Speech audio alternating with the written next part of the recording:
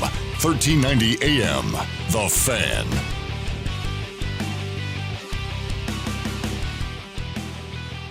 A very happy Thursday to you all. Wherever you are, however you are joining us, thank you for doing so. Eric Frandsen, Ajay, Salvesen here on the Full Court Press 106.9 FM, 1390 AM, The Fan. You can also stream us on 1069thefan.com and find us on all podcast platforms, Stitcher, iTunes, Spotify. Just type in the Full Court Press, Eric, say my name, and you'll be able to find our past content of great shows and better discussion. Hope you're all having a very wonderful day. It's a beautiful day outside. Another one here in Logan. Don't know how long it's going to last, but we're grateful for it. It's supposed to be nice through the weekend, from what I understand. It's supposed to get ugly like on Monday, though. That's what I was reading. Really? Yeah. The warm before the storm? I like that. It was moving day today here in the office. Oh, cleaning day. So how did your prep go today, Eric? Were you able to prep it all? Because I looked at my watch and I was like, oh, we got a show. That's great. That's just awesome. I emptied a lot of cupboards and drawers. Yeah. Got the vacuum going. I got my 6,000 steps in for the day. Threw out a couple boxes full of junk. Yeah. So I'd say it was a productive day. It's getting some used to. Like, I won't park in the back anymore. I'll actually just park in the front because it's the easiest way to get in and out. It's going to be kind of weird. I know, they're moving us around. It's Well, weird. no. So I've been in that same spot for 18 years. It's not they. It's you. You're calling the shots here, big guy. You're the one booting people out of their offices. Well, it's not like you had an office. It's like you had a desk space. That was the Jenny Christensen, Ajay Salvesen office. We had to move Megadesk. Yeah, that sucked. You're not done. Oh, no. Dude, that was a pain in the butt, by the way. I saw the printer was still there. It took me... Well, yeah. Oh, yeah. By the way, that printer's staying there because I have the clinky... It has a very loud fan that kicks on like every 2 minutes. And it sounds like either like Sasquatch is walking through that thing or like some little ghost. An old gerbil on a crickety old wheels. The girl from The Ring is coming out. Ratatouille is going to come out and try to grab me. So yeah, that'll be wonderful. So I'm in Siberia. You're like in Jamaica and the Cabos over there hanging out with all the cool kids. We kind of stuffed you in the back. You stuck me like right in the freaking corner of the building. Oh, someone came up to me already today saying, I don't know how long that's going to work because he can open that door that's right by him and just talk to Vicky and those two will just chat. Just shout profanities out there. Because you'll goad her on about the Dallas Cowboys and she'll take it. No. She'll have to respond because she loves her Cowboys. Okay, I don't have time to talk about the Dallas Cowboys because I got my own crap going on with the New England Patriots. So really the Dallas Cowboys and whatever the crap's going on over there is really the last worry on my mind in regards of NFL. In regards of the NFL. Hey, if you want to participate in the show, you can. You text in at 435-339-0321, 435-339-0321. You can also call into the show at 435-752-1069. We got a lot to get through today. Utah Jazz continue to suck. Skyview boys and Ridgeline boys take care of business in their state playoff games. Only Skyview took care of business. Ridgeline lost? Ridgeline lost. Yes. Oh! Ridgeline lost. No. Ridgeline and Green Canyon are out. I assumed, because I had checked the score and I was like, oh, they're going to win. So I walked away from it. They got it within 4. They were making a comeback in the 4th. They started real sluggish early, and then they finally got some effort going in the second half, but it was too little too late. And Juan Diego pulls off a major upset. Which, by the way, is just a return of revenge from last year when they were at home, number one team in the state at 22-0. Skyview goes over there, and Mason Faltzliff just destroys Juan Diego single-handedly. And Skyview walks away from Juan Diego with a win on the way to a state championship. Juan Diego returns to favorite to Region 11, and Ridgeline becomes the victim. Wow, what a shocker. I assumed they had won the ballgame. I didn't know they lost. Huh. Oh, Skyview, the only team advancing from Region 11 for the boys. Now, there's 3 girls teams that start now from this afternoon. Green Canyon and Juan Diego for the girls is getting underway. And then a little bit later on, it's going to be Ridgeline and... Now, where did it go? I just had it. Ridgeline plays tonight, and Logan also plays tonight. Hey, someone asked me the other day, and I want to confirm through you. Sorry, can I just finish that thought? Sure, go. Okay. It's Green Canyon, Juan Diego now. It'll be getting started here within the next 5 to 10 minutes. Then it'll be Logan versus Cedar. Logan's an 8 seed. Cedar is a number 1 seed. Hopefully Logan can play upset. And then at 7:30, so that game's at 5:50, and then at 7:30 it'll be Ridgeline versus Pineview. So Ridgeline fans and Green Canyon fans hoping that their schools can continue to play well and do what their boys teams couldn't. And then Logan hoping that their lone representative for boys or girls can keep going as well. So those games going on throughout the evening down at the D Event Center in Ogden. The question that I was asked from a couple of individuals, actually, are we going to be airing this semifinal girls games, yes or no? Or do we have an answer yet? I guess it's better. At this point, the answer is probably no. Okay. All right. I just had a couple people ask, and I wanted to make sure I brought that up with you and do so on air in an awkward way. Yeah. No, I mean, we'd like to, but at this point where there's just been some other things going on, it doesn't look like that's going to happen. Now, if a girls team does advance to the championship game, we absolutely will have would. that. Yeah, yes. Sure. Makes 100% sense. Okay, so Skyview boys move on. Everybody else is done. So Skyview boys are the last one surviving. That's really too bad because Ridgeline and Skyview in the state championship would have been really saucy. Right. They were on opposite sides of the bracket. They had the potential to meet each other in a championship, but it's not going to happen. And it wasn't easy for Skyview. It was a close game. Hurricane credit. Yes, I will give them some credit, but there were a lot of fouls. Don't be John Newbold. No, I'm just saying the foul trouble took a lot of the key components for Skyview out of the game. Kason Carlson fouled out. Mason Falslev was in foul trouble. 4 fouls. The whole game. Phipps hurt his knee and went out in the second half. So it was really some unheralded players that really carried Skyview to that victory over Hurricane. Is that going to be their toughest test the rest of the way? For Skyview? Yeah. I'd probably say no. I think that Desert Hills could be interesting. They pulled off a big upset over Cedar earlier in the day, beat them by 23 points. Ooh. Cedar was the number 4 team, and Desert Hills pulled off a major upset. Though that little uncanny, but Desert Hills upset Pineview earlier as well. So Desert Hills is kind of hitting a bit of a stride right now. They certainly have to be aware of that. But Dixie took care of Green Canyon as well. So if Skyview gets past Desert Hills, they'll face the winner of Dixie and Juan Diego, and I would suspect Dixie would take care of that. Dixie could be a formidable team for the Bobcats to try to face. Yeah, no, that makes sense. I wonder how much is left in the tank like that. If a game like that can take a lot out of you, and depending on the injury of Sam Phipps, we'll wait to hear that out. If he misses next game, then you've probably got a little bit of a problem. You need Phipps in the game. Look, Mason is the best player on the team, probably the most important player on the team. But Jordan needed Pittman, Batman needed Robin, and Burt needed Ernie for Sesame Street ratings. So in that regard, I feel like Falls of Skyview is going to need Phipps in that lineup because Dixie's got a tall squad too. Dixie's got a lot of height. They got a lot of athleticism. They're going to be a major player and a major problem in this tournament. Just ask Green Canyon. This thing is far from over. Absolutely far from over from being done. 4768 just texted in. Go Skyview, he says. This is Justice, who visited last couple weeks ago. How bad is Sam's injury on SV side? Well, Justice, we don't know yet. We are still waiting to hear further update.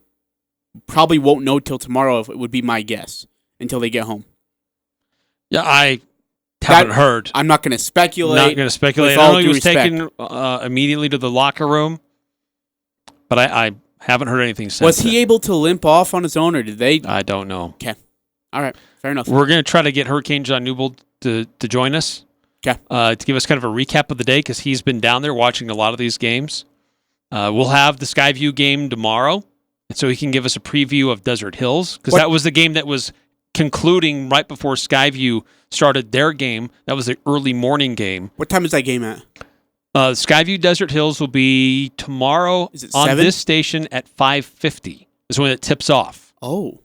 So that'll cut into our show a little bit. For good reason. Yeah. We'll be more than happy to give up our broadcast to bring you Skyview basketball. Anytime we can do that, we're more than happy to do so. Okay, 5:50 it is then. Well, good for them. That's awesome. And again, a heartbreaking way for Ridgeline, who had an incredible season, Eric. One of the more dominating teams, underrated teams in the 4A class, went over and beat Skyview at Ridgeline. And what was the number 3 seed going into this tournament, I believe? They were the number 3 team. Number 3 team. And everyone kind of felt like they'd be one of the final 4. I was listening to the guys on the broadcast, Nick Zollinger, Dave Simmons. Who do a great job. They do a great job. They have a lot of fun together doing those games. It really sounded like this was more... The game that happened today for Ridgeline was more of a factor of them not being as prepared and as energetic as they needed to be in a playoff situation. Okay. And it took them a little time to do that. But then also just Juan Diego, not to take too much away from them, but they didn't seem overly impressed with what Juan Diego was doing. Just Ridgeline wasn't doing what they normally could do, if that makes sense. Sure. And so it just came... Their effort just came a little bit too late, and then they weren't able to make some shots down the stretch. They were able to close the gap, get it within 4, and hold it within that window for a little bit until about 2 minutes to go, minute and a half to go, and then they just weren't able to make their shots, and Juan Diego did, and they made their free throws, and they got the win. So, but also listening to the interview with Coach Day, yes, it was disappointing in how they played today and how it ended, but put that in context of what we thought this Ridgeline team was going to do this year. It was a team that only won one game in region last year. Yeah, absolutely. And arguably, we haven't released our Region 11, all Region 11 team, but I would strongly suppose that Coach Day is going to be the runaway coach of the year. There should not be one person voting for Coach Hillard. With all due I love Kirk. I played underneath him. I was a part of the staff with him at Mount Crest. Incredibly great guy. But as you said, what Ridgeline did to flip that script 180 and go the right direction to be the number 3 seed in this RPI system is tremendous. And I'm not going to take and say, oh, I'm looking at the playoffs too. I'm taking their pre and region season and saying from there, and that's the line. And to me, Ridgeline, Caden Cox, you had Jake Salvesen, and you had, Coach Day and his staff. I thought they were just absolutely phenomenal. It should be unanimous. It shouldn't even be close. All right, it stings right now. It's frustrating how today happened, but when you take a step back and look at the season on the whole, man, you go, wow, what a great job by that coaching staff and a young group of players playing above their expectations. Well above, by the way. Well above. You had a starting point guard who was a sophomore, and he lit people up. I mean, there's a chance that he could maybe be a first teamer on our all-region vote. I think there's a chance based on what his stats were and what he did in regards to the impact he made on his team. But what a tough way to end the season. And then, Eric, let's go to Green Canyon. Kind of an up-and-down rocky season, to say the least, for Coach McClure and his crew. They do make it into the playoffs. They beat Stansbury in a 10-7 game, being 10 seed, being Green Canyon. And then they get to this one. Look, everybody knew Dixie was going to be a tough out. Everybody knew that Green Canyon was going to really have to play a near-perfect game to knock out Dixie, who's the number 2 seed. Love what Green Canyon gave today. They left everything on the court. Look, they played it close in the first quarter. It was anybody's game, but in the end, Dixie just had more firepower, and they poured it on, and they started to separate, and then keep Green Canyon. Keep Green Canyon. There'll be a problem too, by the way. Aaron Rodgers, they could have used his help somehow. But they were able to keep the Wolves at arm's length, and then slowly start to expand their lead. So Green Canyon, for what they were able to do, the upset on the road at Stansbury is, you have to applaud them for that. They took care of business, and then getting there to the state championship into the quarterfinals, that's a good accomplishment for Green Canyon. It's too bad that they fell short, but it's tough when you go up against a team that's only lost 3 games all year and has an 8-game winning streak and a 9-game winning streak under their belts this season. Yeah, that's not that's a lot to ask for. And by the way, Dixie's also looking for revenge this year too. They got knocked out earlier than they were supposed to last year. That's right. They wanted some revenge, and they took it out on Regional 11. So it's sometimes how it goes. 4768, just text it in our show, and don't forget, you all can too text in if you have any questions or want to join the show in any way. 435-339-0321 is how to text in. 435-752-1069 is how to call in. So 4768, Eric, he texts in and he asks, should we watch for Ridgeline next year? Are they going to be a team to fear? Yes, because they're young. They've got shooters. I don't know that they've got necessarily an athlete like Mason Falslove that's going to take the top off. But Mason Falslove ain't going to be there next year. Sam Pitts isn't going to be there next year. Right, but I think it's a team of shooters and ball handlers. And so I think they may not have the most athleticism compared to maybe some other teams. Not to take anything away from the athleticism that is there for Ridgeline, but I think with their coaching and the growth that they went through this year, they're going to be dangerous next year. I like it. Is Jake Salvesen a senior or a junior? Do you know? I don't know if Jake Salvesen's a senior or a junior. I should know that because he's like my second cousin or something like that. I found out like 3 days ago. You could tell the resemblance. Put you guys in a lineup and it'd be easy to see the it'd semblance. be just alley-oops all day. That's all it would be. But this team's you're right, they're young, but they've got plenty of experience. Plenty of experience coming back next year. I like Ridgeline in just the make of the team. Of course, Coach Day and his staff. You get some familiarity now. And Mason Falslove and Sam Phipps are no longer a part of Regional 11. They're adios. I don't think Mountain Crest loses a ton of seniority. I think there's going to be a drop-off from the cliff there. Logan, I don't think has the talent to compete. They have a great coach, but not the talent. And Green Canyon's going to lose a lot of talent too. Green Canyon's going to lose another chunk of talent again. So I like Ridgeline as that one team that's actually going to probably win region, maybe be in the top 3 of the RPI seeding. I think that Ridgeline is certainly going to have a strong, should be probably a strong favorite to be the number 1 team going into the 2020-2021 season. But I think Skyview also still has some size and athleticism and experience on their squad as well. So I think that I'd probably give Ridgeline a bit of a nod over Skyview, but it'd be close. It'd be close because as good as Skyview's been, most of it's because of people will point to Mason Falslove as the primary reason, and we should. Yeah. But there are a lot of other guys that are on that squad that are still contributing and are coming up. Eric, we're about to get through the state playoffs. I want to ask you so far, what is your thought of the RPI system?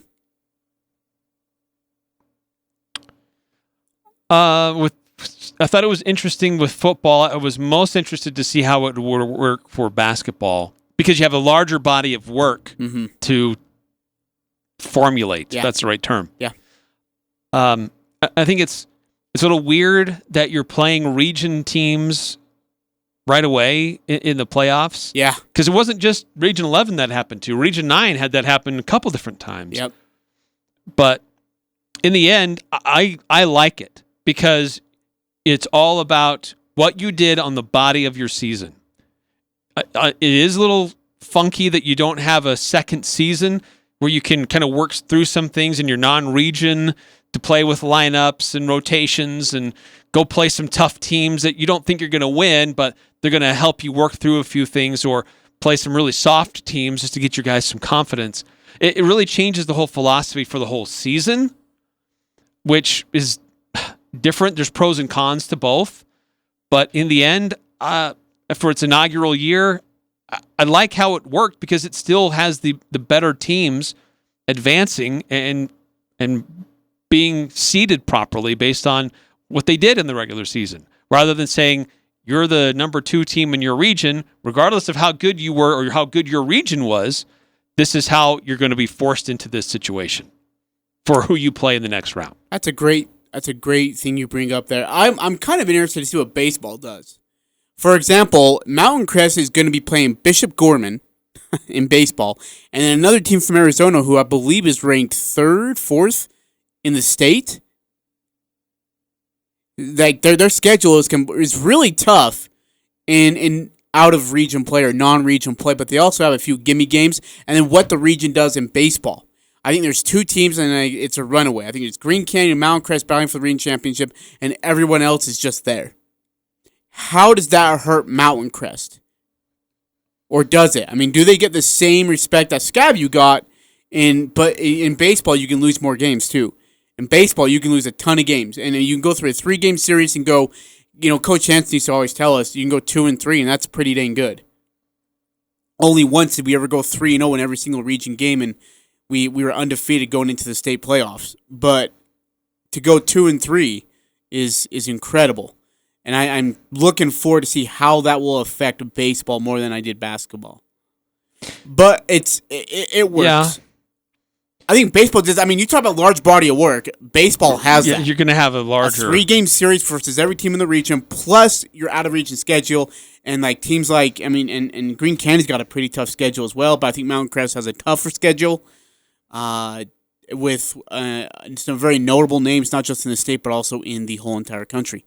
Bishop Gorman is, that's pretty awesome. And by the way, the talent that Mountain Crest brings back and losing only 1 senior in Brady Hall, that team's going to be looking for some revenge because they got knocked out in the opening day, 2 games in. They were 0-2. So we'll see how that responds. So I'm looking for the RPI. I think there needs to be some adjustments, though. There's some things I'd like to see adjusted, and we'll probably have John Oglesby on before fall of next year after those adjustments are made.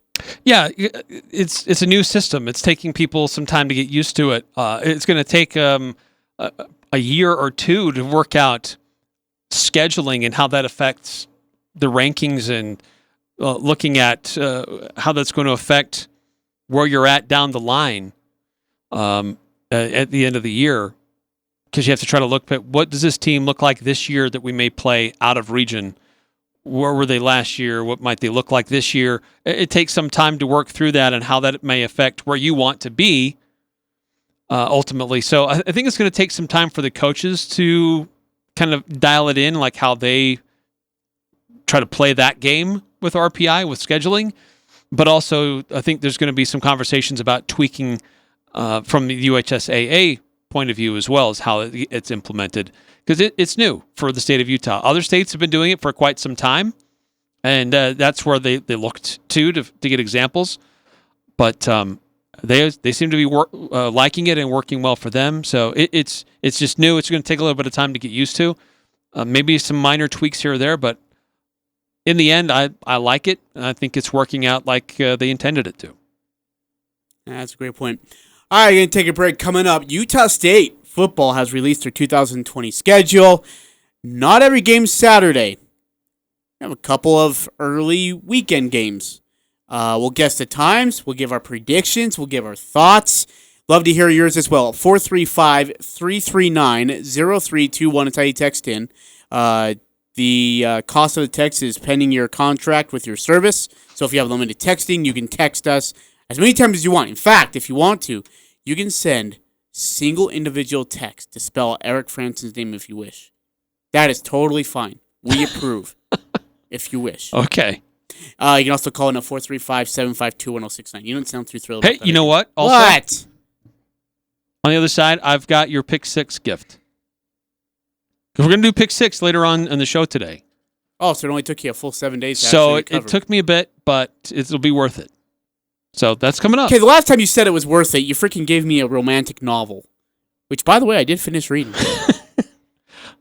I gave you some new reading material today. That is unrelated to Pick 6, but I gave you a lot of good reading material today. Didn't I? You had like a box full of it. You gave me a bunch of diet books. It's the Full Court Press, weekday afternoons from 4 to 6 on Sports Talk Radio, 106.9 FM, 1390 AM. The Fan.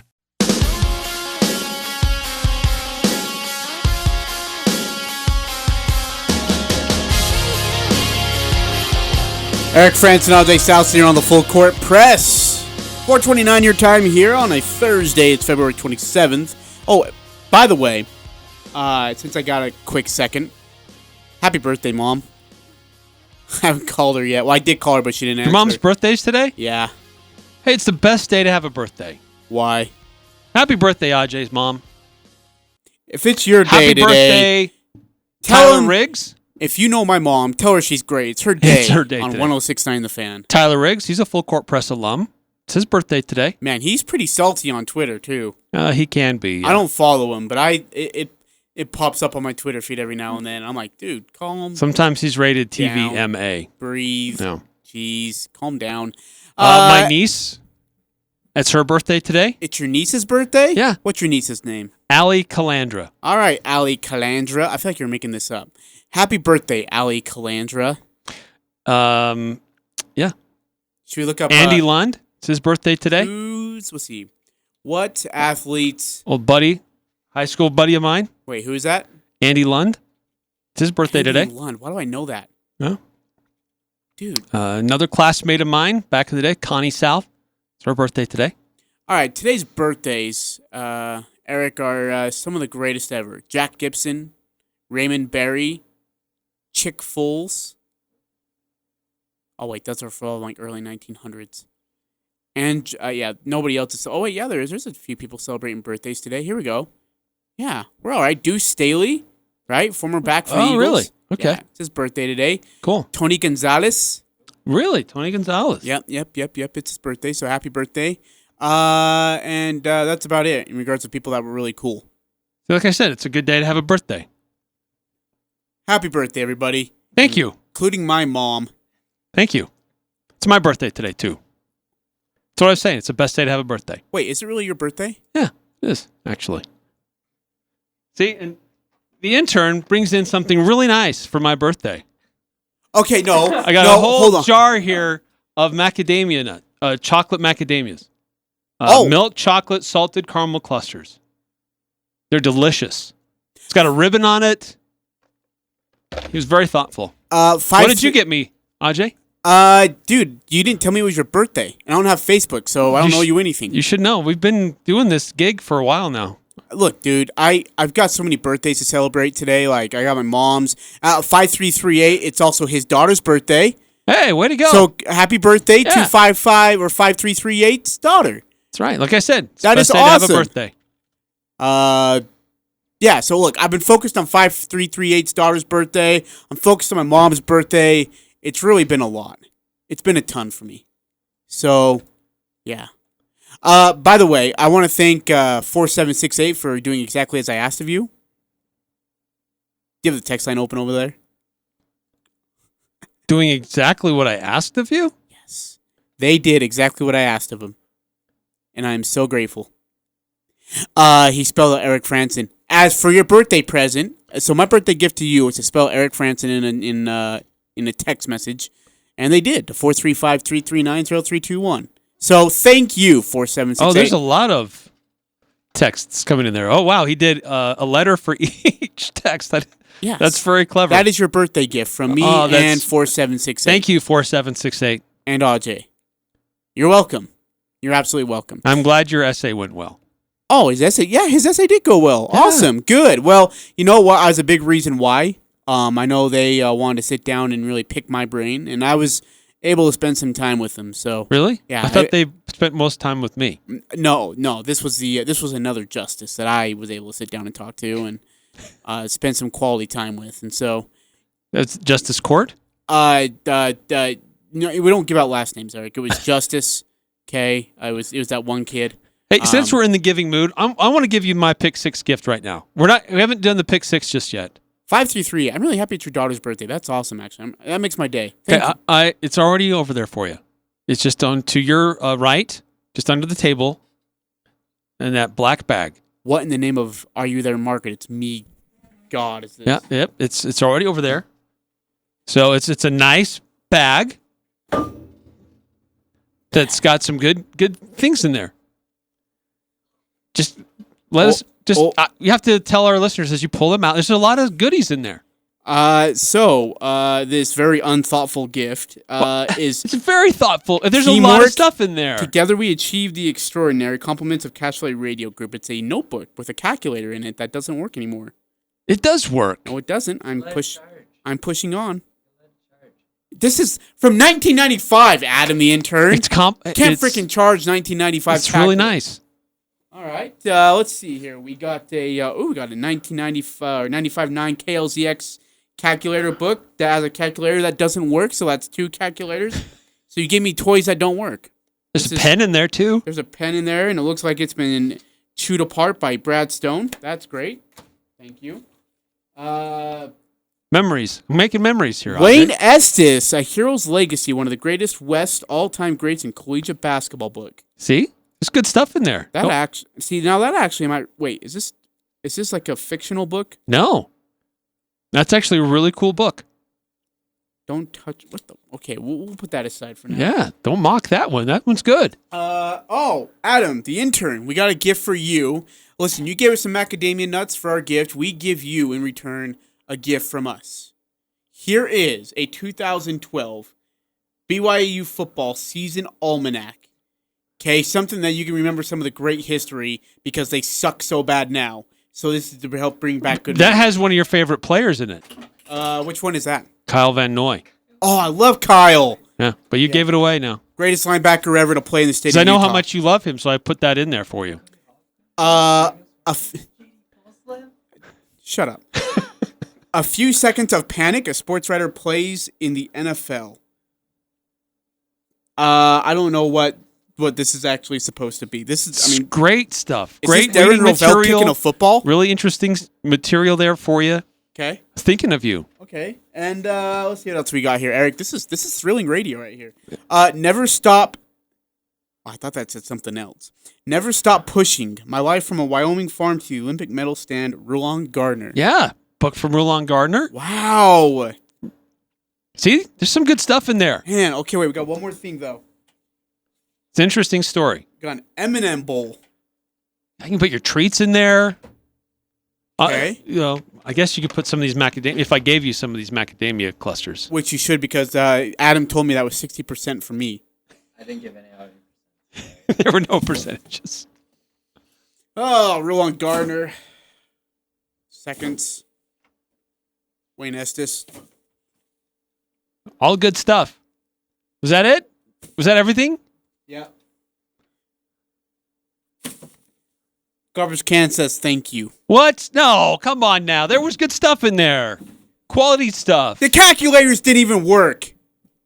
You just got to give them a little bit of love. They'll come to life. Give them, like, do you want me to take a sledgehammer to it? Is that going to be love? Like the Wayne Estes book is great. Oh, yeah, actually, I want that back. Rulon Gardner's story is really interesting. And now he's not. He's, since then, he's had some questionable life choices. Yeah. Can you imagine me taking that book inside of my house? The story of how we got to be an Olympic champion is really interesting. I would lose the Holy Spirit if I did that, and I'm not going to do that. So I'm going to keep Wayne Estes. And what if you decided to try to do something in the NFL one day as a sports guy?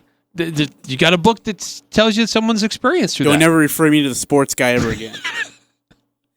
Okay, that's like referring me to somebody else that you one time did, and it about freaking chewed your head off.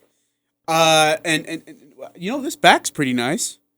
Radio show by Rab and Nab.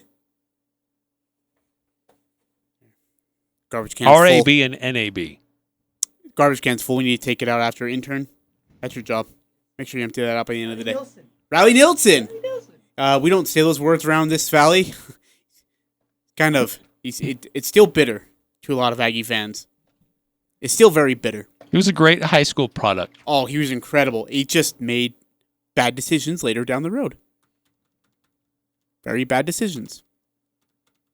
So I feel bad that I put some work into putting the best of things that I came across this last week into one nice gift for you for Pick 6. Because you had a perfect bracket.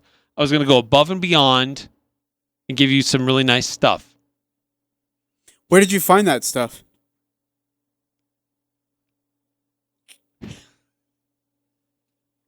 Where did you find it? I'm curious. I should go shopping there. I just don't know where you found it. I'd love to go back there and get some more books.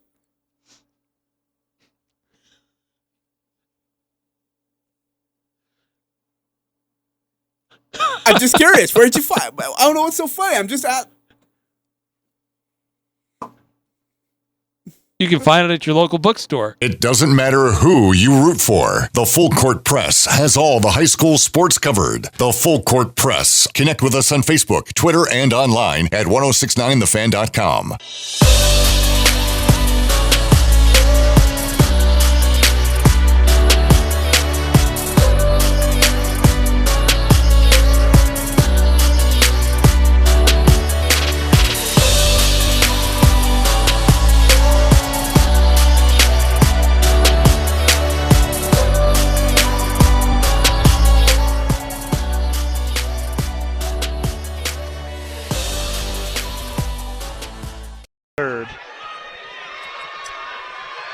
And you didn't edit it. I didn't say play the Ridgeline one. I told you I didn't have Ridgeline ready. Okay, calm down. I told you I had Skyview ready. Oh, I have Skyview ready. I have Ridgeline ready. Sorry. So don't get grumpy at me for not paying attention to what I said. Don't get grumpy with me either. All right, here's Skyview. You're not paying attention. It's not my fault. Please play. Why isn't this playing? Eric? It's a 5-point lead. Falsla, he misses. He about airballed. Rebound. Daly still in the back court. Just 7 don't seconds. foul. They pass it up front, and it's out. Langston saves it. 3-pointer, no good. And the buzzer sounds. Skyview prevails. What a gut holds check on. by the Bobcats, but what a way to survive and advance with the two unlikely heroes today being Titan Saxton and Jackson Schumann. Yep, Titan Saxton and Jackson Schumann allowed the Bobcats to survive 60-55. The 1 seed defeats the 8 seed. They really had to gut this one out because Hurricane for 3 and probably 3.5 quarters played better than the Bobcats today. The Bobcats somehow get the victory 60-55 and will play Desert Hills tomorrow night. Desert Hills Skyview's final score at the D Event Center, 60-55. Skyview over Hurricane. Hurricane gave Skyview everything they could handle and then some.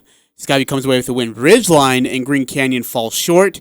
Ridgeline upsets in their game, and Green Canyon falls to Dixie, ranked number 2. So Skyview is the lone team left in Region 11, just the way the rest of this 4A class wanted it. They didn't want anybody else from 4A. They didn't want to see another Region 11 championship, that's for sure. Desert Hills is interesting because they beat Mountain Crest 82-59. They beat up on the Mustangs, but let's be honest, that's not unique this year. They had a big upset in beating Pineview, who was a number 5 team in the state, and it was a nail biter. Desert Hills goes on the road and beats Pineview 57-56. Then they face Cedar, another Region 9 team, and beat them soundly today, 74-51. So that could be a dangerous opponent. Skyview should be able to outmatch these guys, but Desert Hills has some momentum coming in their favor, and Skyview had to scrap and fight and struggle to get past Hurricane. Maybe that serves as a wake-up call for the Bobcats. Yeah, that's what I was going to say. Is maybe that's this isn't a cakewalk this year. Right, and maybe they get a different officiating crew that calls the game a little bit differently than they did today. But could be an interesting matchup. Don't overlook Desert Hills right now. No, not at all. But I think Skyview's really that Hurricane we all knew was going to be a tough test. I still think Skyview takes care of business leading up to the state championship game, though. And with Dixie, is Dixie on the opposite? Yeah, Dixie's on the opposite side of the bracket. So Dixie and Skyview can meet up in the state championship at D Event Center on Saturday night. Yep, right. Skyview's number 1, Dixie's number 2, so they're on opposite sides of each other. It'll be Dixie and Juan Diego. And let's, to be honest, I would hope that Juan Diego plays a similar game as they did today to knock off Dixie. And I'd love to see a Skyview Juan Diego in the championship. How frustrating would that be for Juan Diego? No kidding. We got to face these guys again? Yep, with that same one dude on that team. That's the biggest thing. Eric, the NFL Combine is kicking off today. A lot of talk about Jordan Love. A couple of interesting things. You actually played a little bit of this yesterday, and I want to play just a bit more here. This is Colin Cowherd from a couple of days ago, and who he thinks Jordan Love will end up with. I think Jordan Love, I'll just make a prediction here. The only guy in the draft that has the ability to change a franchise that nobody will admit right now is Jordan Love at Utah State. Now, we all think Burrow and Herbert and Tua, and Jordan Love could change a franchise, and I'll make a prediction. He will, because he's going to go later in the draft, and he's going to end up with a good team like Indy. And Burrow's going to go from the best offensive line in college football to arguably the worst O-line in the NFL. God, what did he do? Like, what did Burrow do to Colin Cowherd? He kick his dog? He has this vendetta. It's because he has small hands. Oh, I'm so sick of that, by the way. I'm so tired of that crap. You know what? This is awesome that we're talking about Jordan Love. National publications are talking about Jordan Love, a quarterback from Utah State University, potentially going in the first round and being a difference maker in the NFL for years to come. I think it's awesome, but I also think maybe they need to pump the brakes on it a little bit. Not because I'm pessimistic on Jordan Love or I'm down on Jordan Love, but I hear a lot of these scouts and a lot of these NFL executives saying if we're going for a quarterback, we want a quarterback who's going to command the room, who's going to command the huddle, who's everybody's going to look to, and he's going to have this personality besides his physical capabilities. I think Jordan Love has the physical capabilities, but I don't know that he has that personality. He's a little more reserved. I think that he would thrive in a system where the running back is the big personality or the wide receiver is the big personality. But if he's looked to be that big personality, I don't know that he will be that guy. I'm not trying to be negative on him. I just not at all. My reactions with not him at all. And just seeing him in practices and watching him in a lot of games the last 2 years, I think that in the right system, he could be a great quarterback.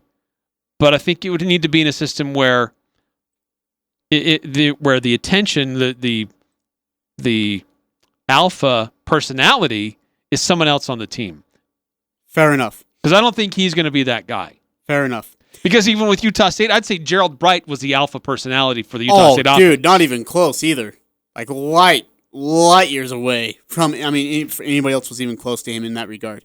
But at the same time, you feel like, Jordan Love. And by the way, there's I'm looking at a couple of videos right now. Here he's sitting with Terez Paylor and Tank Williams in his Combine Media Day, where he had to go to the mic and answer some questions, and he had a couple really good answers. One of them was asked about the interceptions he threw 17 last year, and a media member said, "Are you sick of talking about the interceptions, the 17?" And he says, "Well, if I didn't want to talk about the 17 interceptions, I probably shouldn't have thrown those." And my favorite part, though, is with every team, right, with a great quarterback like Jordan Love, it is this, Eric. It is Indianapolis comes out and says, "Oh, by the way, Jordan Love said he loved to play for the Indianapolis Colts." Then the Raiders and their website. Jordan Love said, you look at the Raiders, you think of the Coach Gruden, being able to play for him. That's someone I watched growing up. You got the show. You've heard a lot about him. He's a great quarterback guru. That's who you want to play with, Raiders. Jordan Love wants to play for the Las Vegas Raiders, Chargers. Oh, man. Jordan Love came out and said, you know what, LA's a great town. It's a great place with passionate fans. They love the game of football. I'd love to play for the Chargers. Hey, Jordan Love would love to play for the Chargers, everybody. You got fans just freaking out everywhere. Well, he's doing what he's supposed to. Yeah, coach speak or political speak. Right, at this stage, look, he gets to play in the NFL. yeah, you'd be happy to play with any of those franchises. You get to play in the league. If I'm that guy, I don't care who drafts me. I would love to play with that team because that means I'm in the NFL. So he's doing it right. He's not being a prima donna. And so kudos to him. One of the really great things going for Jordan Love is while he may lack that big personality that some people are drawn to that maybe they expect a quarterback to have, he really has this great asset with his personality in that if he makes a mistake, if he makes a bad throw, whatever. Yeah. He's going to go out there and make another big throw and not be bothered by it. Nothing phases him. Right. And just sometimes that was kind of we got a little critical of him last year at a fault that, man, show some emotion out there, guy. You just made a mistake. Get after your offensive line or get after your wide receivers, whatever. And he'd just trot to the sideline like, okay, I'm going to get it next time. And he'd go out there and make big throws in tight windows, and he wouldn't be bothered by it. So that is a real key asset that he has with his personality. While it may not be this force of gravity that we want to go and hang out with and hear what he has to say in every moment, I think he's got some real great qualities with his personality that will help him be a successful quarterback at the next level. Chris Ballard commented on Jordan Love when he was asked about him. He said, quote, he's very talented. He's had a heck of a season in 2018. Matt Ryan coming out of Boston College and into the draft, what did he have? 19 interceptions. You got to break down each one of those interceptions. Why did they happen? It's not always on the it's not always on the quarterback. And if you look at film last year, you can definitely see that's one of the biggest reasons. And by the way, if you're a teammate, aren't you like, okay, come on. Like, we aren't just out there like, hey, hope you throw a pick. Let me help you. If you're a receiver. Am I supposed to run 5 yards and then turn to the right? Or am I supposed to run 10 yards and then turn to the left? They're just getting torched. The coaching staff is getting just blown up.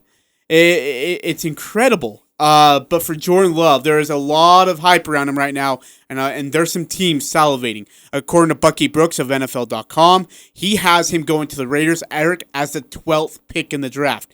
There is rumor that the Patriots are trying to move up in the draft via a trade to get Jordan Love. But they're realizing a big problem. Jordan Love is going to be going a lot higher than what they thought. A lot higher.